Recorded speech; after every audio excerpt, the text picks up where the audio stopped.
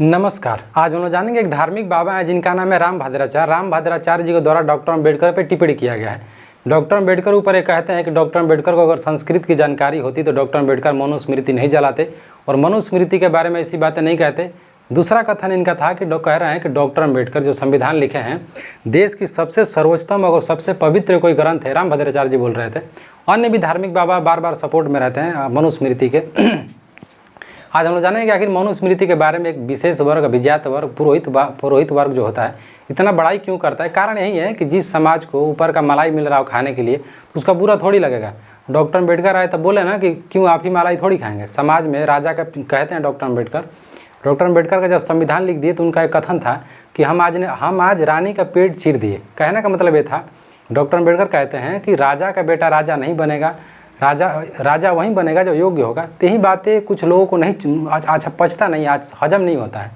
रामभद्राचार्य जी कह रहे थे कि डॉक्टर अम्बेडकर को संस्कृत का ज्ञान नहीं था और देश की सबसे सर्वोच्चतम और सबसे पवित्र कोई किताब है तो मनुस्मृति है। उसी मनुस्मृति के बारे में बाबा कह रहे थे कि जिस मनुस्मृति में लिखा हुआ है दलितों को धन रखने का अधिकार नहीं होगा, दलितों की लात से पिटाई होनी चाहिए, चप्पल से पिटाई होनी चाहिए। और एक और धार्मिक ग्रंथ है जिसमें लिखा हुआ है कि ढोल गवार शूद्र पशुनारी ये सब ताड़न के अधिकारी। ते लोग कहते हैं कि नहीं, ताड़न मतलब पढ़ाई का अधिकार होगा। तो जो कुछ जो जानकार लोग हैं, विशेषज्ञ लोग हैं, उनका कहना है कि जब ताड़न अच्छा चीज़ है तो वहाँ पे लिखो पंडित जी का नाम, क्षत्रिय राजपूत जी का नाम, जो भी अभिजात वर्ग के लोग हैं उनका नाम वहाँ पे दर्शा दो और इस कविता को पढ़ाया जाए। अब सोचिए, अब कथन समझिए आप, डॉक्टर अम्बेडकर को जो लोग गाली दे रहे हैं, क्या जो ढोल होता है बजाने वाला, तो ढोल को शिक्षा देंगे? ढोल को शिक्षा देंगे? आओ सोचिए, गवार को शिक्षा देंगे आप? तो जिस दलित के बारे में बात कर रहे हैं उसको कितना पढ़ने का लोग अधिकार दिए हैं। डॉक्टर अम्बेडकर पैदा नहीं हुआ होता ना, तो आज भी लोग सुअर का ज़िंदगी अच्छा होता। दलितों और चमारों का जीवन एकदम नरक होता। आज भी बेगारियाँ करते हैं। जो होता है, जो बैल होता है, बैल का गोबर खाते ज़िंदगी बीत जाता। इस देश के लोग समानता की बात करते हैं, उसी डॉक्टर अम्बेडकर की बात हो रहा है। जो अम्बेडकर कह रहे हैं कि एक महिला क्यों एक वर्ग महिला उठा कर फेंकेगा, एक वर्ग हगेगा सुबह शाम तो उनका महिला उठा कर फेंकने के लिए रखेंगे। तो यही जलन है। तो यही मनुस्मृति कहती है। फिर कहती है, वही मनुस्मृति कहती है कि 40 वर्ष का व्यक्ति 9 साल की बच्ची से ब्याह कर लेगा। 40 वर्ष का पुरुष हो 12 वर्ष का और लड़की से ब्याह कर लेगा। पुरुष 50 को ब्याह कर लेगा, महिला एक भी ब्याह नहीं करेगी। वो सुनिए, और डॉक्टर अम्बेडकर की जब बात कर रहे हैं ना, सुनिए डॉक्टर अम्बेडकर फिर कह रहे हैं कि क्यों नहीं महिला पुनर्विवाह, महिलाओं का विधवा विवाह क्यों नहीं होगा? विधवा महिलाओं का विवाह होगा। ये लोग करें कि नहीं, विधवा में महिला का विवाह कैसे होगा? विधवा महिला को भी सती करा जाएगा। सती प्रथा जैसा सिस्टम था। बाल जो नर बलि की सब सिस्टम भारत में था। नरों की बलि दी जाती थी, यानी बच्चों पुरुषों की बलि दी जाती थी भारत में। तो उस महान भारत की बात करते हैं। डॉक्टर अम्बेडकर अगर भारत में ना हो, डॉक्टर अम्बेडकर की विचारधारा को हटा दीजिए तो भारत एक अधूरा भारत हो जाएगा। डॉक्टर अम्बेडकर का विचार इतना बड़ा है कि आप सोच नहीं सकते हैं। डॉक्टर अम्बेडकर हमेशा 200 साल आगे सोचते थे। चलते हैं रामभद्राचार्य पे। रामभद्राचार्य, पहली बात है कि रामभद्राचार्य जी कौन होते हैं? आरक्षण पे ज्ञान देने वाले। इनका खुद का क्वालिटेटिव एजुकेशन देखें हैं कितना है, कितना पढ़े हैं। इनका पहली बात आँख नहीं है, तो इनको सोच समझ के धार्मिक बात बोलेगा ना। धर्म के बाबा है तो धार्मिक ज्ञान दें। धार्मिक बाबा आरक्षण पे इनको क्या मतलब है? आरक्षण सही है गलत है, न्यायालय बैठाई गई है। वो न्यायालय के बाद भी आपकी जो विधायिका बैठाई है, लोकसभा बैठाई गई है, लोकसभा के सदस्य डिसाइड करेंगे ना। जो हमारे द्वारा मनोनीत किए गए हैं सदस्य, जो चयन किए गए हैं, इलेक्ट किए गए हैं, वो डिसाइड करेंगे कि आरक्षण सही है कि गलत है। संविधान में अनुसूची बनाई गई है, भाग बनाया गया है। फिर इसमें संविधान संशोधन 368 बनाया गया, 368 का प्रावधान दिया गया है। संशोधन 3 प्रकार का आता, संसद करेगी। सारा जब कानून संसद के हाथ में, तो आप क्यों ज्ञान दे रहे हैं? एक बहुत बड़े हैं, स्कॉलर हैं और सांसद भी रहे, उदित राज का कहना है कि जो बाबा हैं, बाबा जिस पद पे बैठे हुए हैं पुरोहित वाले, तो पंडित जी इस पद पे बैठे हुए, वहाँ तो इनको 100% रिजर्वेशन है। तो पंडिताई में तो 100% रिजर्वेशन लेके खुद बैठे हुए, वहाँ पे समानता की बात कर नहीं रहे हैं। अभी कोई, आप सुनिए, कि व्यक्ति थे, यादव जी थे, गए थे कथा कहने इटावा में, उनको मूत्र से नहवाया गया। हद तो तब हो गया कि वो महिला कितनी महान थी। वो महिला अपना पेशाब दे दी कि ले जाओ उसको मुँह पर छिड़क दो, उसका सर का बाल मुंडवाया गया।